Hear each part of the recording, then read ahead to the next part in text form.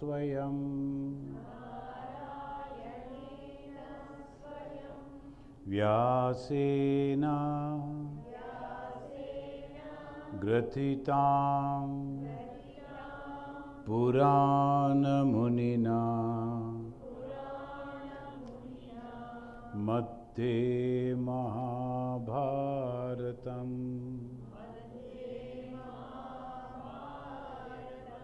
Advaita Amrita Varshinim Bhagavatim Ashtadashadhyayinim Ambatvam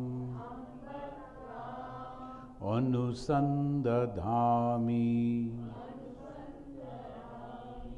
Bhagavad Gita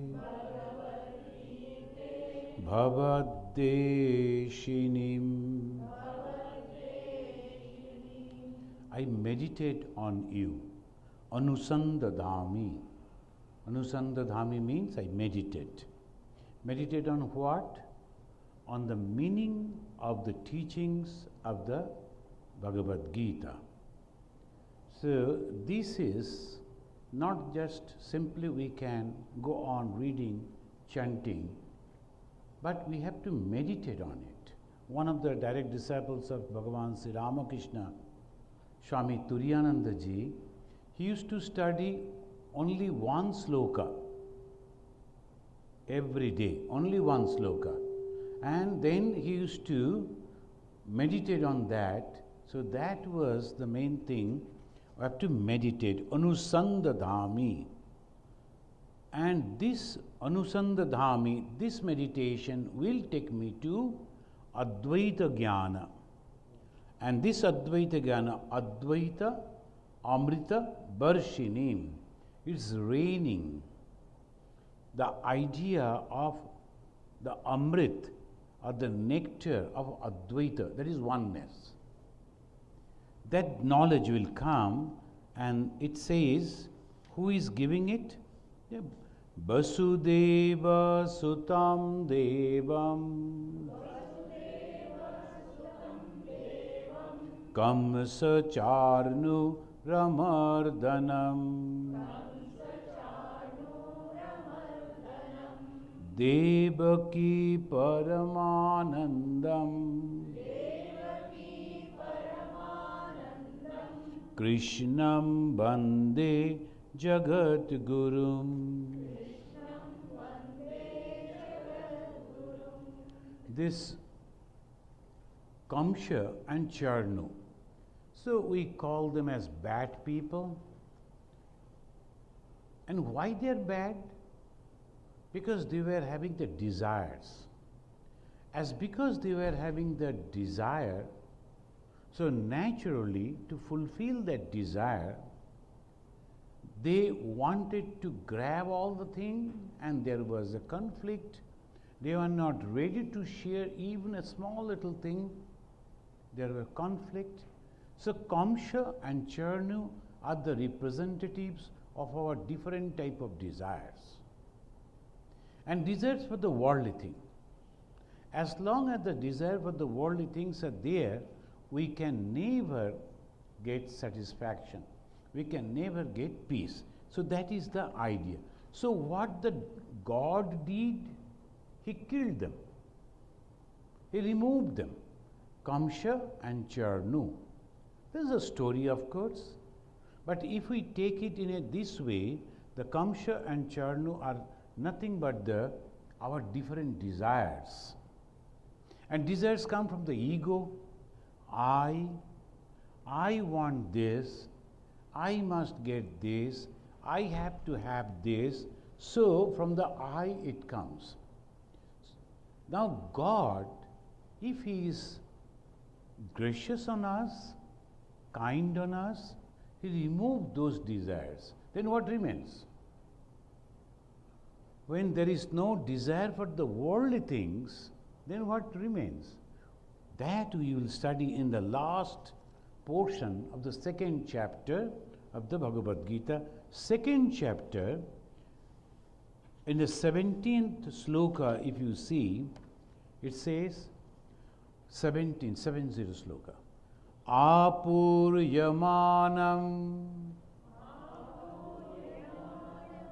Achala Pratishtam Samudramapa Prabhishanti Yadbad Tadbat Kama Yam Prabhishanti Sarve Sa Shantim Apnoti Na Kama Kami. So the problem is desire, whatever may be the desire. When the desire comes, in whatever form it may be, is naturally taking us in a distance from the God. And when we are away from the God, who is the embodiment, who is the source of peace, if we go away from that, then naturally we lose peace. We lose happiness.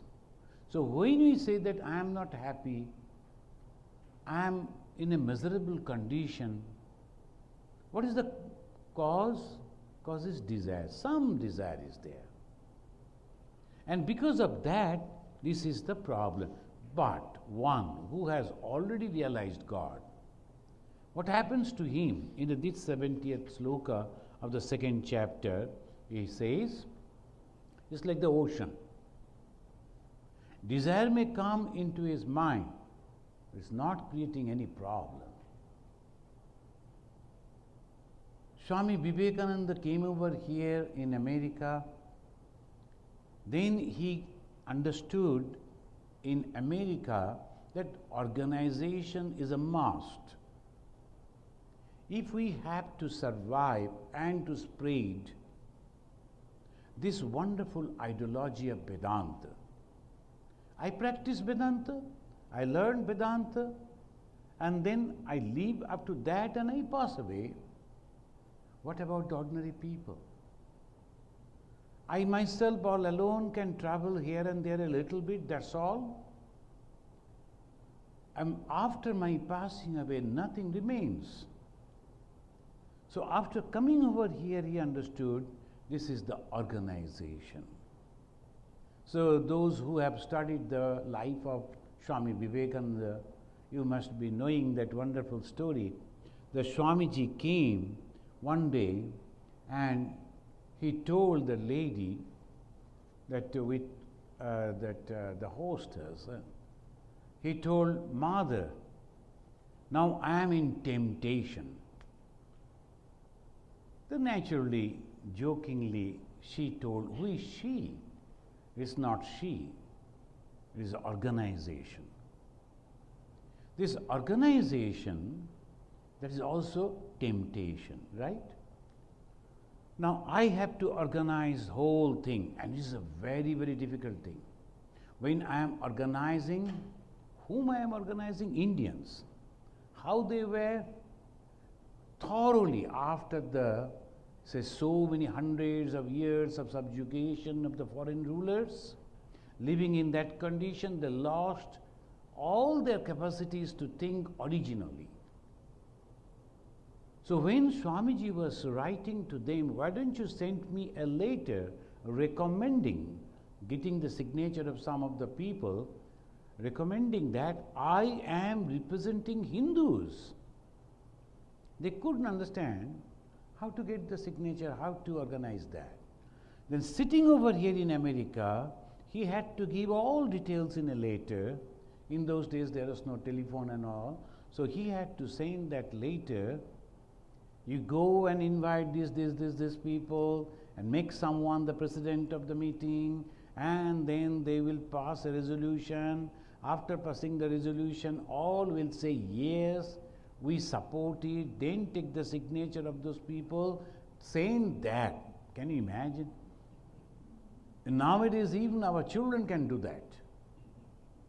But at that time, it was so difficult, even the direct disciples of Sri Ramakrishna, the brother disciples of the Swami Vivekananda, couldn't understand. And then afterwards in Calcutta, they invited people, everything is a history. So to make an organization with these people, you can imagine, is so difficult. Individually, we are all good. But collectively, the moment you ask someone, come, 4 of us, 5 of us, 10 of us, we will work together. We select a leader and we listen to him. They say, good, select a leader. The moment you are going to select, out of 10, there will be 5 teams.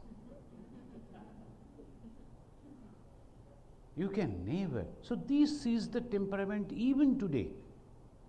The Hindu temple we construct over here, 15 people will come and they will then meeting and all that.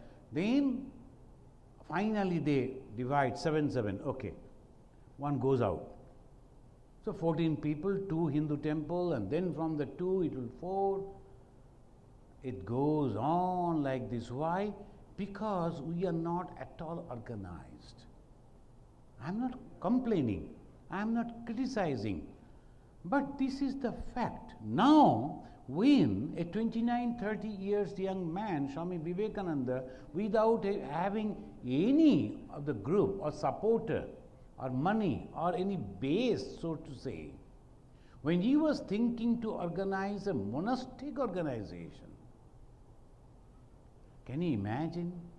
So, that he said it is a temptation, but then afterwards, this is the point. Apuryamanam achala pratishtam samudramapa prabhisanti yadbad. It says that when all things are happening like this, nothing, for him it is nothing. Why? It's like the ocean. When just like the ocean it is happening, then what? In the ocean, so many rivers are coming, rivulets are coming, water sources are coming, and then contributing their water into the ocean. What happens to ocean? Nothing. You won't understand how many rivers are pouring their water into the ocean. For the ocean, it doesn't matter. If some of the rivers, they become angry and stop pouring water, nothing. Vaporizing the water also from the sea, nothing. It is so big and vast. Similarly, one who has realized Brahman, for him, whatever desire comes, nothing happens. And this Vivekananda, he was a Brahmagyani. When he was very young, just 17, 18 years old, he came to Sri Ramakrishna. When Sri Ramakrishna was talking about the Brahman, all-pervading knowledge, he was laughing, sitting with another gentleman. The Pratap Chandra, they used to say, he used to sit just outside the door of Sri Ramakrishna. Swami Vivekananda went to him and he sat and he told, he was sharing his mind. You know what this gentleman, Sri Ramakrishna, is telling? Everything is nothing but that Brahman. Even the tumblers, the glass and these and that, even the cat, everything is nothing but that God. And they were having a nice laugh. Sri Ramakrishna came and told, what you are talking? Why you are laughing? What's the matter? Then this young man said, oh, that you won't understand. We are having something very high thought. Sri Ramakrishna didn't ask anything but touched him. And then he went into that trance. He saw not for a moment, but for 3 days and 3 nights, that everything is nothing but the consciousness. 3 nights and 3 days. Then afterwards, Sri Ramakrishna took that knowledge out and said, now you know what it is. And then again, he himself was meditating when that Sri Ramakrishna very sick, that all those places are still there. Sri Ramakrishna was lying down and he was meditating. Then after coming back from the meditation, he couldn't find his body.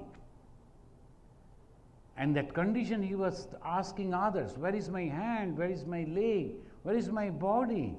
Others thought that he has already died and his ghost is talking. So they ran to Sri Ramakrishna. Sir, Naren has died. Sri Ramakrishna told, he was pestering me for a long time. Now he has got it. He will come back.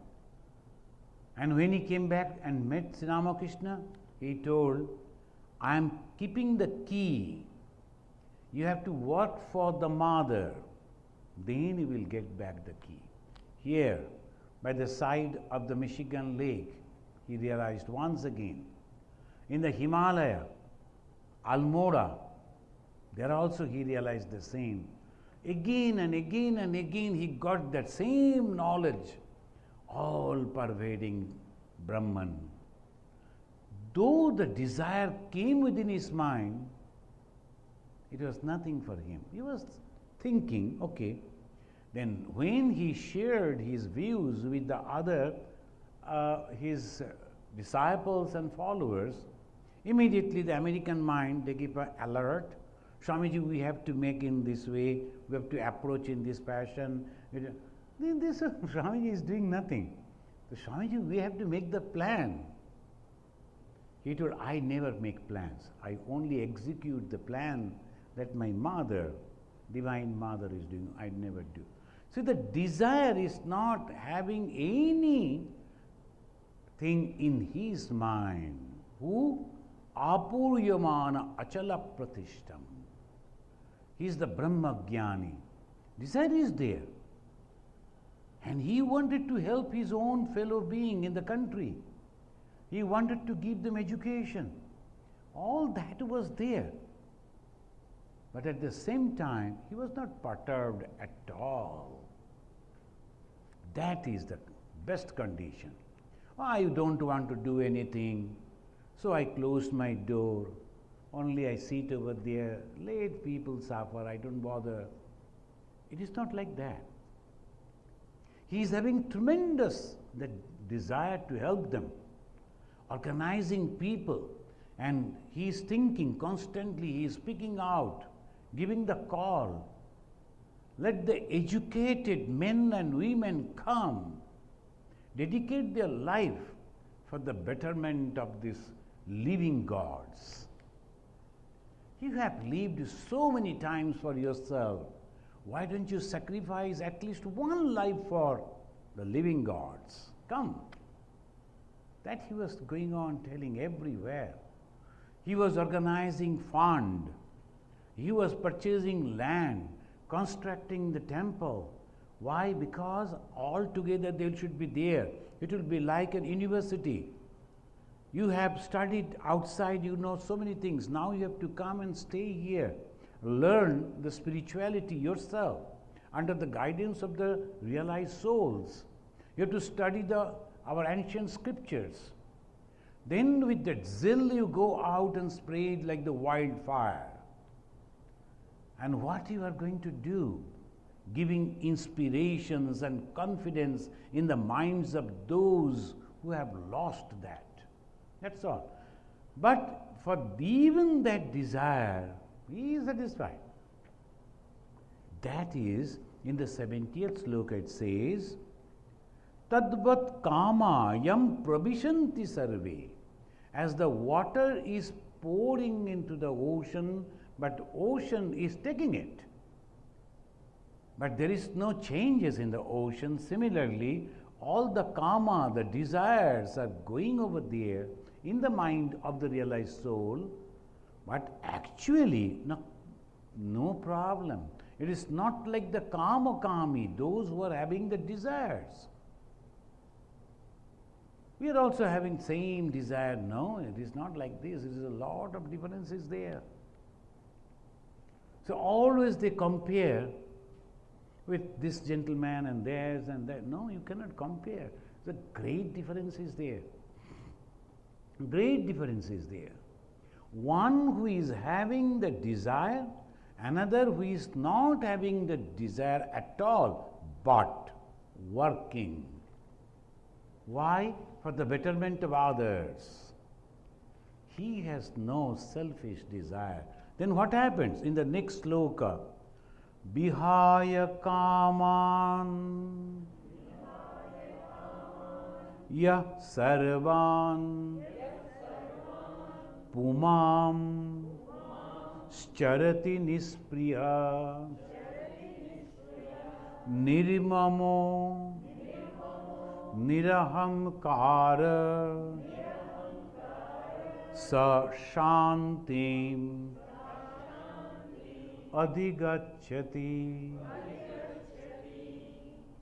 Sometimes some people, they come and ask, how I will know that that person is a realized soul? How I will know that he is really a Swami or a Mataji? This is the yardstick. Dress anyone can wear, and then decoration and all that anyone can do. But how you will know the who is the real realized soul? This is the yardstick.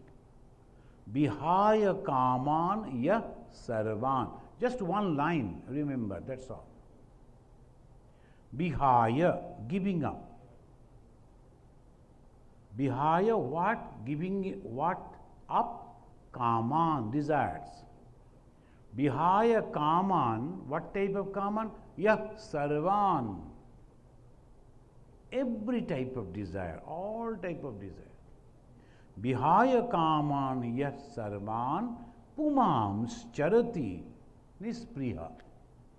Now he is leaving Nispriha without expecting anything. Nirmamo. He is not having the feeling of me and mine. Nirahamkara. Not having any ego. And he is at great peace. Sa Shantim Adhigacchati. He is having the great peace. So what is the yardstick to understand a great soul? Bihaya Kaman Ya Sarvan. Now, if you look at the missionaries in the Ramakrishna mission, constantly we are having some type of planning, program. There's a karma. One lady went to see a great soul, direct disciple of Swami Vivekananda. When he joined the order, Vivekananda said, today we have an achievement. Because that type of person has come. A boy, very bright and highly educated. He himself, before joining, was practicing all this. So when he came and joined Vivekananda, he was very happy. And he was a great soul because he crossed all this and reached into the Advaita Vedanta. And he was the president of the Vedanta, that Advaita ashrama in Mayavati. He used to go and meditate in the night, whole night he used to meditate in a tent. And almost in the dead night he used to come back. Even today if you go, you'll be afraid to see the jungle. And that time he used to go all alone. Mayavati, not a soul around. Even then he wanted to have more seclusion. And one day when he wanted to come out of the tent, he saw a tiger waiting for him to come out. So he didn't come out. He was there. Then there was a British lady, Captain and Mrs. Xavier. They took the initiation from Swami Vivekananda. They sold all their property in London and took all money, followed Swamiji and went over there to India. And they were asking constantly, Swamiji, we like to do something. Then Swamiji told, you better purchase a plot of land in Himalaya and start an ashrama where those who do not like to worship the God in images can go and practice the ultimate and highest Hinduism. Vedanta is also Hinduism, without any god and goddesses. When a lady rang me, usually the temple, the Swamiji, we are coming at the noon time. Can we have the prasad there? I told, there is no God at all in our ashrama. And when there is no God, no question of prasad. There is no God. So she was taken out. The Vedanta Society, the first name is Vedanta Society. In Vedanta, how can you have the God? No God. But you come, we will try to feed you. There's no problem, no prasad. And if you go to Vedanta Society, any Vedanta Society, one Swamiji is there. Somehow, if he knows the cooking, he will prepare for himself. If not, somehow he will eat. That way they go. One Swamiji was telling, every morning I get up and think, what are the things raw I can eat? I eat that first. The raw things like the cucumber and all those things I eat. Then after boiling I can eat, so I boil and eat. But about cooking, all the days I always think it is enough. I am full, not necessary. So that way the things are, how can I give you the prasad? It is not Belur Math. So these were thinking. So this is Hinduism. God means Vihaya Kaman Yas Sarvan Pumam Charati Nispriha, no desire at all. But at the same time, desire is there. I have purchased, with the help of our devotees, a condo in the Ever Street. Why? Because from the window we can see that building where Swami Vivekananda surely came. That was constructed in 1892-93. Naturally, Swamiji came. So I got that. Why? Because sometimes our local devotees over there who cannot come here, they can go and sit and meditate. Is this a desire or not? I am not asking the reply right now. Think about it. Because if you say no, then you may have to donate. So don't do that. So the thing is, desire is there. Don't misunderstand it. But the desire for the betterment of others and without expecting anything. Suppose I was not getting any money and I could not purchase that. Not that I was thinking, oh my God, what will happen to me? Nothing. I tried. It didn't come up. That means there is the Supreme God doesn't want it. Okay, no problem for me.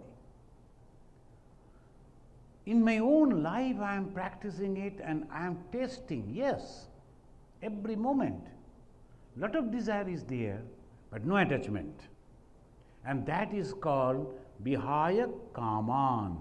Why? Nirmama. Nirmama, usually we say Nirmama means a ruthless fellow. Is not having any sensitivity within him. It's not like that. Na mama iti. It is not mine. So naturally not attached to that, but feeling is there.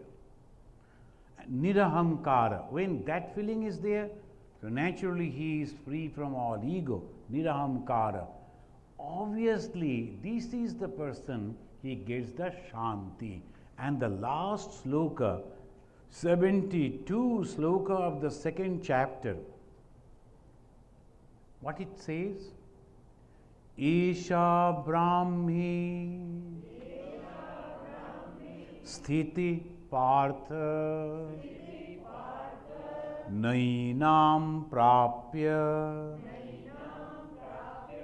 Vimuhyati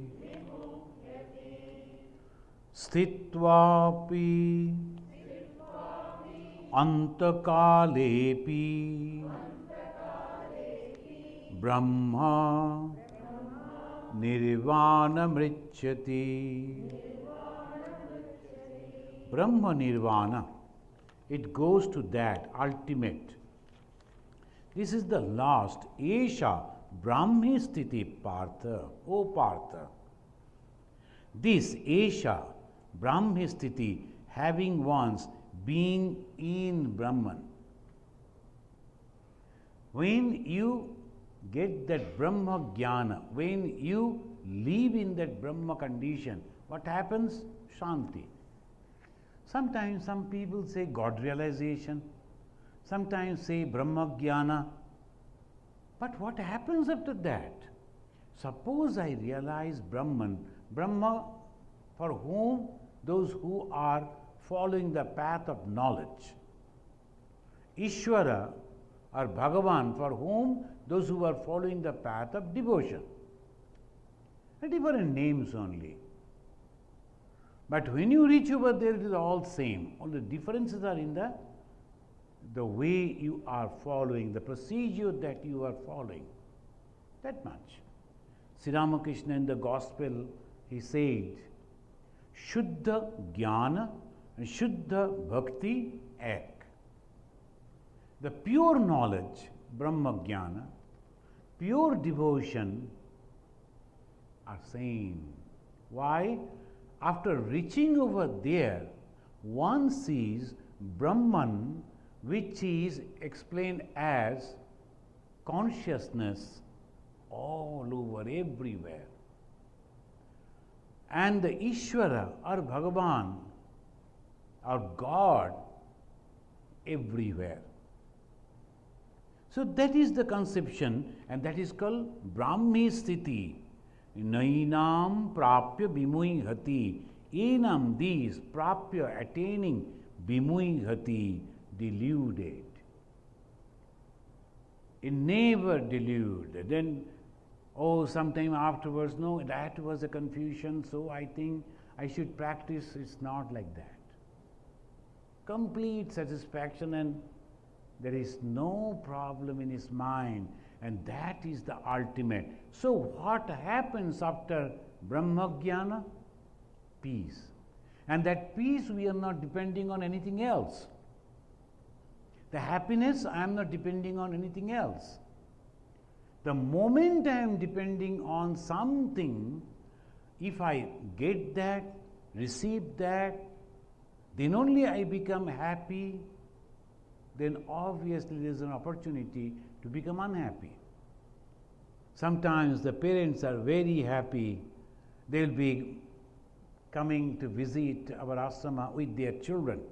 Oh, my daughter and her husband, they live in a so and so place, they have come for 3 days.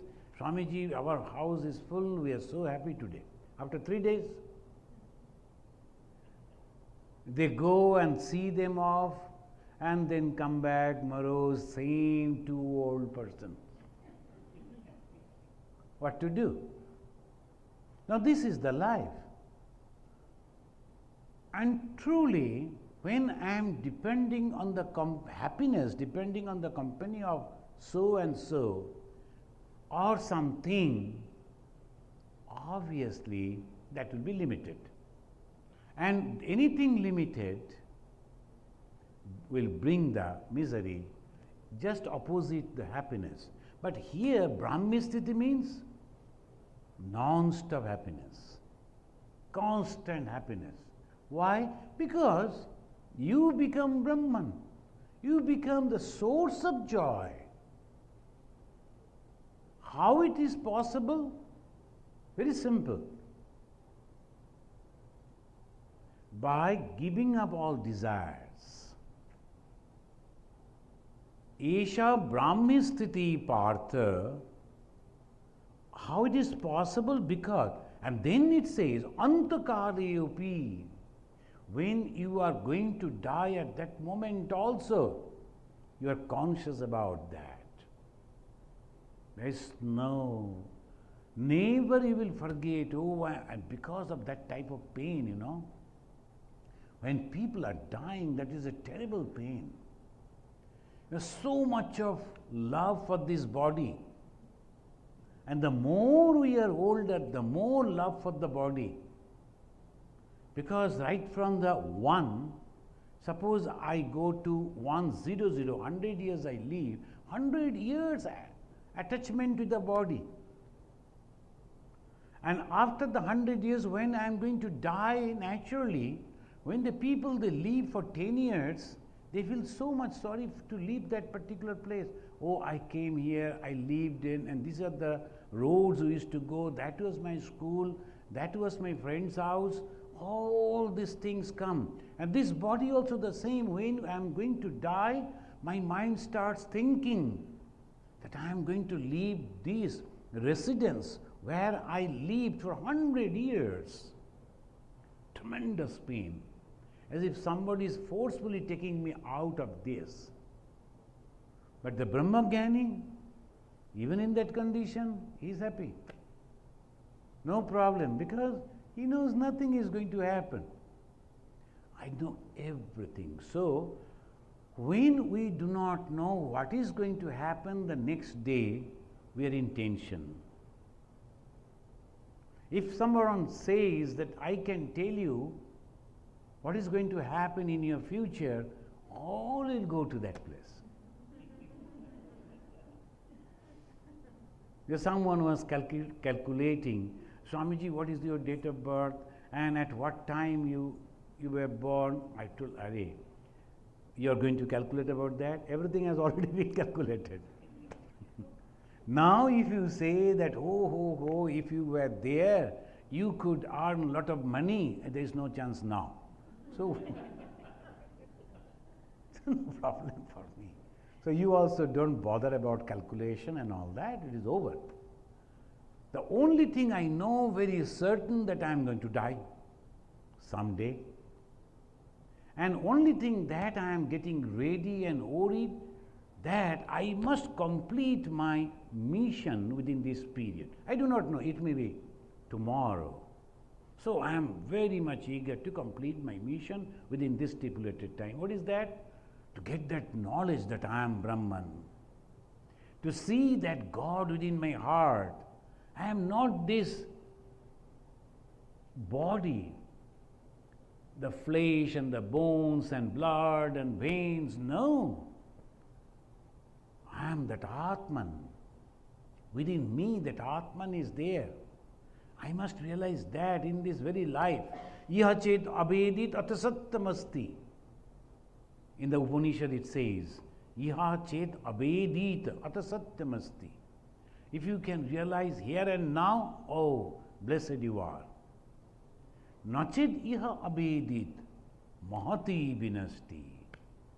If you cannot get that here, you are going to lose a great. Why? Then I should go on calculating and thinking in this way. What I should do?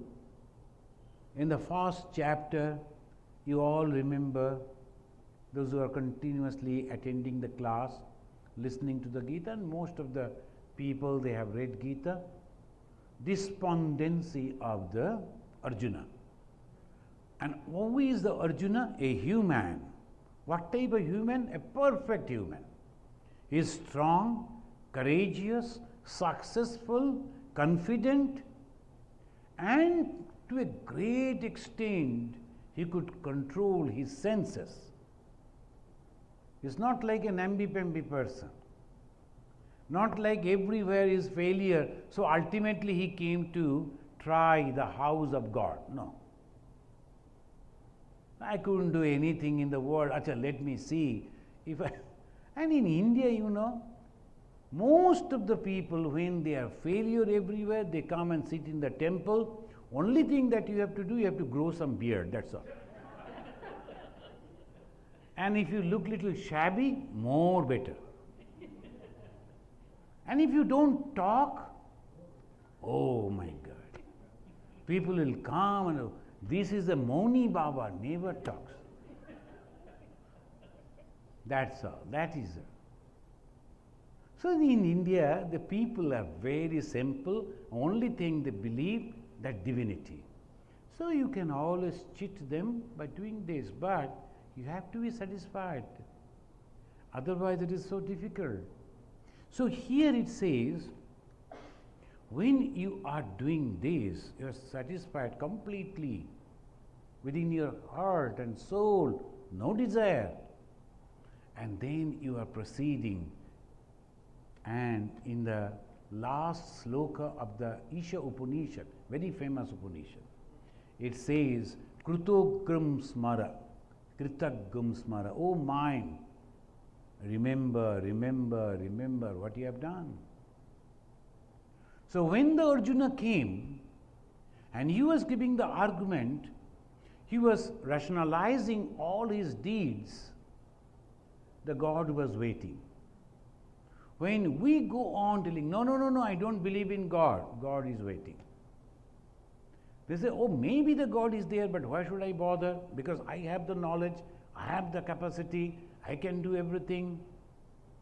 God is waiting. A group of people came and they told, we are going to spend some few hours over here in the ashrama. Then their friends, they told, oh no, what there in the ashrama? There's nothing. The Swamiji is sitting in this room, in that room, only Sri Ramakrishna, that picture is there, nothing is there. Rather we will go to some other places. And they immediately left. They never liked the temple, they liked to spend outside. Nothing wrong, God is waiting. So when slowly after visiting all the places, I am tired, then I am confused, then I come to God and say, Shishyasteham sadhimam tam prapanyam. Who is telling? Arjuna. Not ordinary person. So we have to remember, Arjuna is not an ordinary person. He is the best. So he is the representative of the human being, but the best representative. But even then he was confused and he came and sat at the feet of the God and begging, please help me. I do not know, what should I do? Then the blessings of God came. How it came? Guidance. Slowly guiding him. And how he guided? First knowledge. So Samkhya Yoga. First chapter, Arjuna, Vishada Yoga. Second chapter, Samkhya Yoga, Jnana. See the Gita, when Bhagavan is, and he knows when, after what I should tell. Everything one after another. He said, this is the thing ultimately you have to achieve. You must do the work, but without attachment. And then what will happen? Then you will be free from the bondages. Then what will happen?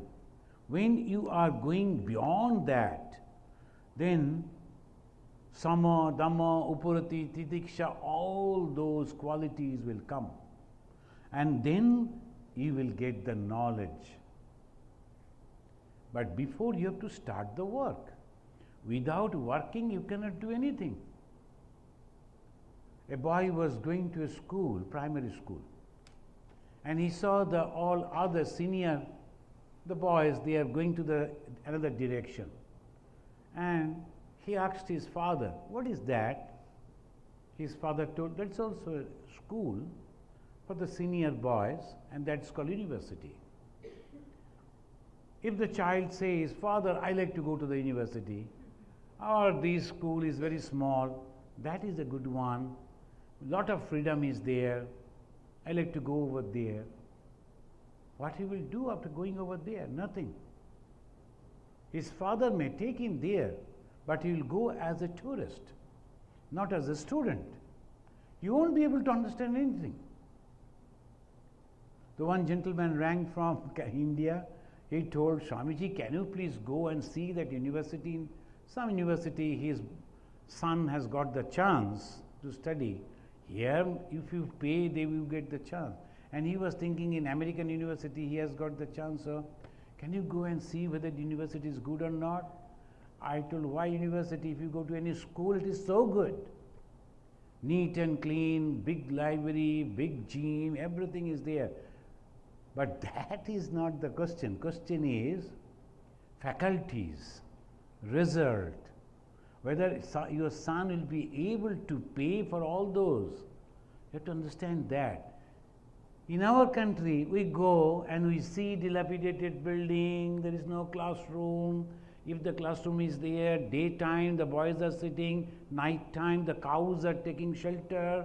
So now all these things are there. So he thought, Swamiji, can you please go and see whether in America it's totally, but it doesn't matter anything here, whether you are capable or not, how you will be capable. Now the Jnana Yoga is so good. I am Brahman and there is no God. I don't care about the God. I myself with that knowledge. But can you reach over there just by thinking like that? No.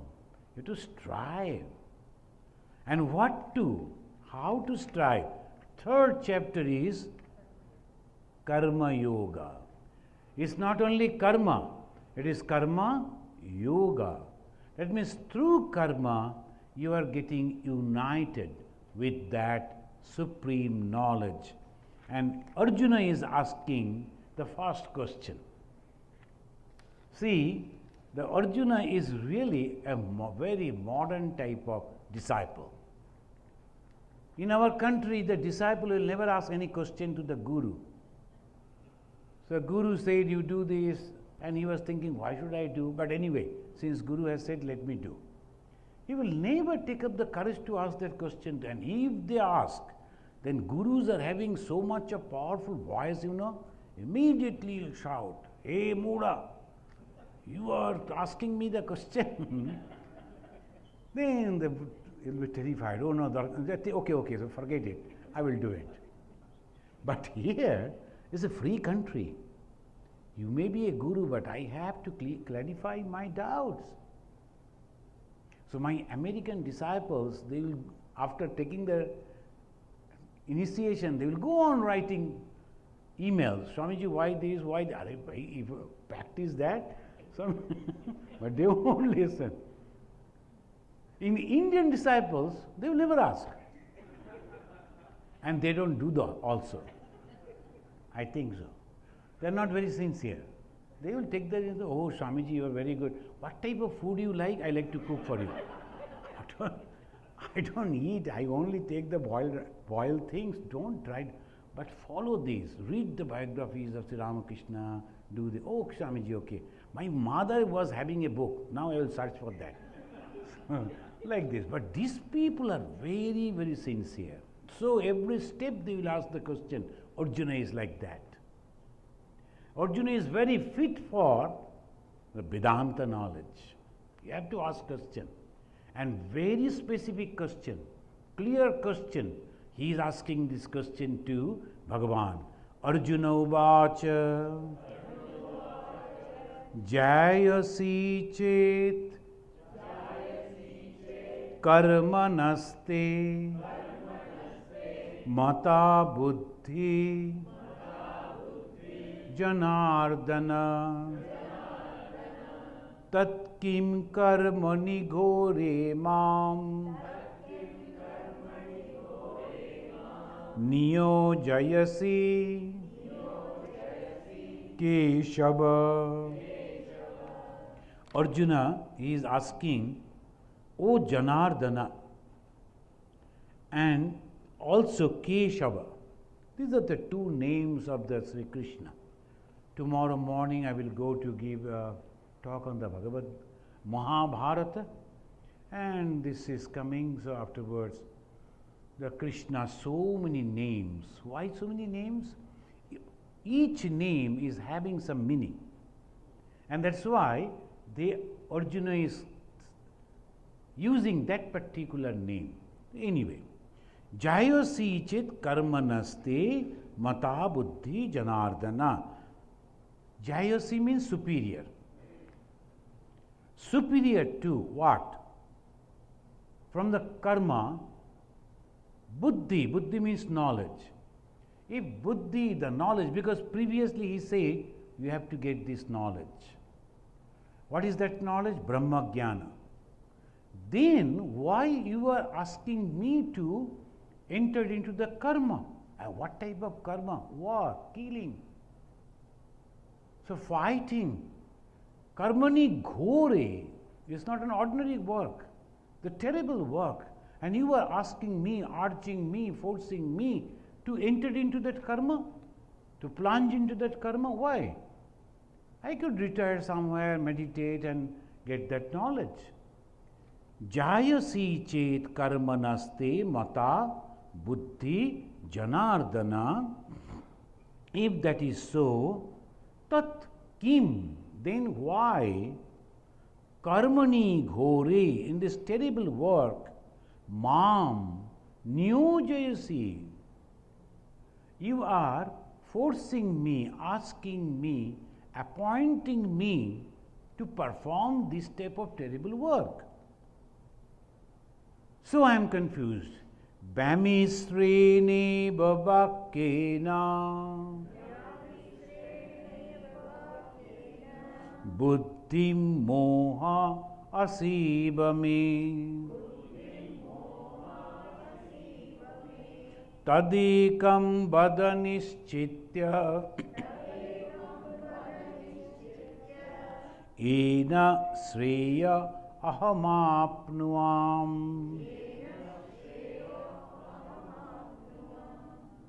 Sreya, what is the best? Bhamisrini babakena, conflicting. Now you say the jnana is the best. Now you are asking me to work. It's a conflicting. I am confused. I cannot understand what you really mean. Shall I leave everything and practice knowledge? Or shall I work? When I am doing the work, obviously the result will be good or bad. And when the good and bad result means again I have to come back to this life. So why should I do the work? That is his question. The karma as a result, work as a result, it may be good, it may be bad. And good and bad result means I have to either suffer or enjoy. And if not in this life, maybe so much of result, I cannot exhaust that. So what happens? So it will be again in the store. Again I have to come back. So obviously, as we call after eating, it's called leftover. So we try to eat as maximum possible, so leftover, again we keep it in the freeze. Next day again properly we are putting on the plate and warming and placing again. So this leftover always continuing. Why should I have to do that? Bhamistre vakyena, seemingly conflicting words. Why? Bewildering my understanding. Tell me that one thing for certain, by which I can attain to the highest. Now, the following few slokas, maybe up to 5th sloka, we will just chant and then we will explain maybe in the next time.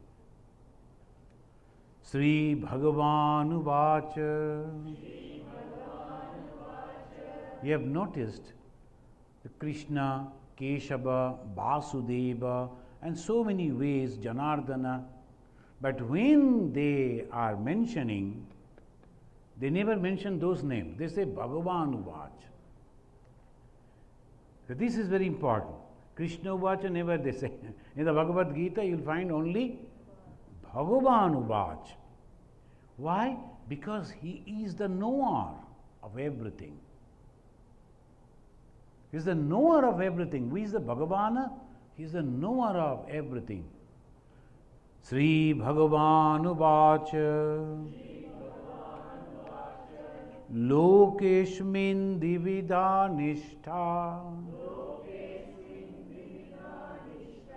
pura prokta maya nagha jnana yogena Samkhyanam Karma Yogena Yoginam. Then in the fourth again, Na Karmana Anarambhat Nishkarma Purusha Snute Nacha Samnya Sanadeva Siddhim Samadhigacchati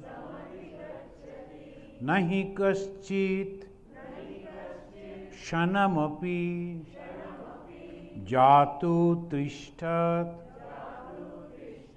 Akarmakrit Karyate Abhashak Karma Sarva Prakriti Jai Gunai. Guna and Prakriti. You are forced to work. So, you will do the work. There is no other way. You must have to do the work. So, we will discuss it afterwards. Now, if you have any question, because someone suggested to keep a few, maybe 5 minutes for the question answer.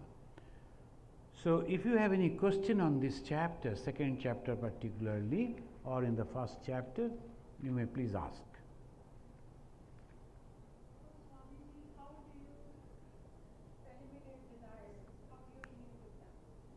Desires. How you eliminate desire? By discriminating. When you are judging, these were the desires. When I was young, I was having these desires. And now I am happy that those desires have not been fulfilled. If that were fulfilled, then terrible thing it would have been for me, isn't it? Because someone was telling Swamiji, right from your childhood, you wanted to be a sannyasi. I told, I never thought about to become a sannyasi. Rather, when I was a very young boy, maybe a second grade or third grade I was studying, and I used to see the double-decker buses in Calcutta, and the Sardarjis are driving, Sardarji well built, very manly, and when they used to stop, they used to make their mouches like this. So I used to feel I will become like that someday, and I will drive that. And sometime in some places they will be stopping, then from the roadside tea shop, the boys, they used to bring the tea and you will be sipping like a king. So I thought my first dream was to become a driver on the double-decker bus. Then afterwards, when the Pakistan and China war, etc., so I was also inspired so I thought I will go and join in that army, and then I will take a plane and go and bomb the Pakistan. So myself and another, I was having one very close friend, both of us we went, we were in the queue where they were recruiting, but when we reached to that gate, that person told, come after 15 years. So they drove. So from there we also came back. Now I bless those failures, isn't it? Now I bless those failures. That time I was so unhappy, oh my God, why? Now it is good, it is lucky. So if you keep those things in front of you now and judge, because of this problem came. Now these are the desires I am having. I am a matured person now. So if this desire are fulfilled, am I going to be really happy? No. Because again other things will come. Other things will come. Other things will. When I am going to be happy then? When I am going to have my own time. I am all the time for others, constantly. When I am going to have my own time to make my mind tranquil and then enjoy that I am a human being and I am having a divinity within, By this way, if you judge, then you can eliminate all your desires. But you will have the prayers for others. Let everybody be happy. And if any work comes to make others happy, then you will surely go do that job and you are unattached to that. Whether they are praising you or not, remembering you or not, or blaming you or not, you don't bother. You felt that I should do this job, I did it, that's all. That way only you can eliminate the desires. This is a very key question, very basic question. Thank you. Yeah, please. So, okay, you do something for the others and they don't remember you. Sometimes I remember that, okay, I learned it from Gita or when I practice, that it's okay if other people don't remember that I did this. But my ego comes in the way sometimes and I feel unhappy that I did this and they didn't appreciate. See, some people, they do something and they want to see their plug over there, the name with the picture and all that. Suppose after that they die, next life they come, will they be able to remember, this is my picture and I did it? It's a long, long, long life. So many lives you have did so many things for many, many people. When we get the human life, that means we have done many good things, first. Second, you are sitting over here to listen to the Bhagavad Gita. You go to the temple. That means you are much advanced comparing with many other fellow beings, human. Now if you think, okay, I am doing a good thing for them, if they do not remember me, I am feeling sorry. After my death, next life again will come, I myself won't remember what I did. So we do not understand, so we think, oh, I don't know, next life there is not. Ma Sharadamani Devi, she noticed that some Europeans appreciating our temples, all the sculpture and all that, they were appreciating. Mother, Ma Sharadamani Devi, soliloquized because she could see their past. These people, in their previous birth, they constructed this temple. Now in this life, they are coming from a foreign land and appreciating it. But those people, they were not knowing, they were appreciating. So if we believe in this, Shankaracharya and all, they know again and again, karma and rebirth, karma and rebirth. Simply we cannot deny it. Oh, no, I don't believe. Whether you believe it or not, that is there. You must have to follow. If a young boy of 15, 16, if he says, no, I am not going to become old, whether you like it or not, you are going to be old someday. So like that, when we understand that, our mind becomes tranquil. And then whatever work you are doing, that will be appreciated by each and everyone. Why? Because that time you are doing it with a divine love, without any selfishness.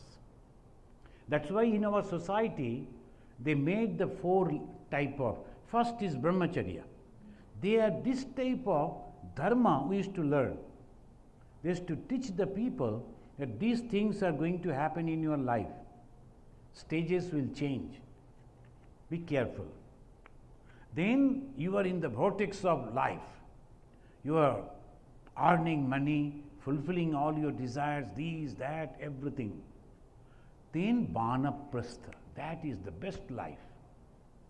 Because that time you are satisfied and you are giving all your best thing for the society.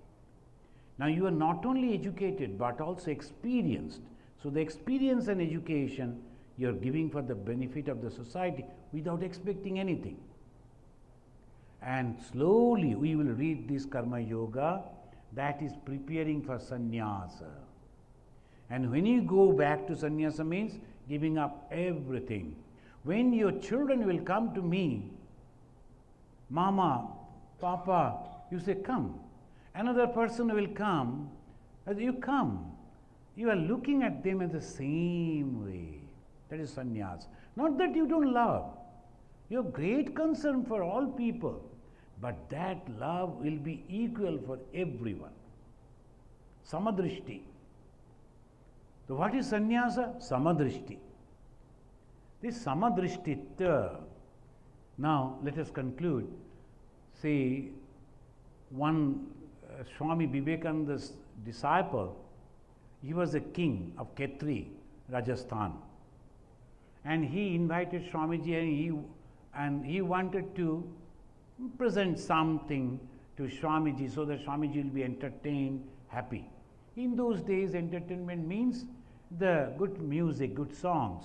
That in those days, the ladies who used to sing, they were not respected in the society. We used to call them baijis. Now, one of that type of lady, she was there, best singer. Raja thought Swamiji will be happy, but usually sannyasins are not supposed to listen to that type of songs. So Swamiji came down to attend that function, but when he saw, moment he saw that lady sitting, ready to sing, he turned and he started going back. That lady sang. And in that, the song she is telling, you are a samadrishti, same-sighted sannyasi. Why you are thinking me as a low person? So that is a wonderful song. Prabhu mere abaguna chitanadhara. Samadarshi hai naam tihar chahe to par kar. Your name is Samadarshi. When you look at a Brahmana or you look at a holy man, an unholy person, you are Samadar. Swamiji became really, oh my God, what mistake I was going to do. Immediately that knowledge was dawned. He came, he sat, he heard, and not only that, everywhere he used to sing this song and telling this story. See, that lady taught me this knowledge. That's called Samadarshi. This is the way we learn, and that Samadarshita will come when? The last part. And what we get after achieve what? The great joy, Brahma knowledge, Brahmi Sthiti, the 72nd sloka, mantra of Bhagavad Gita. Okay, then we conclude. We conclude with this prayer. Yam Brahma Varunendra Rudramaruta Stunnanti Divyaistavai Vedai Sangha Padakramopanishadai Gayanti Yam Samagaha Dhyanavastita Tadgatena Manasa Pashyanti Yam Yogino Yasyantam na vidu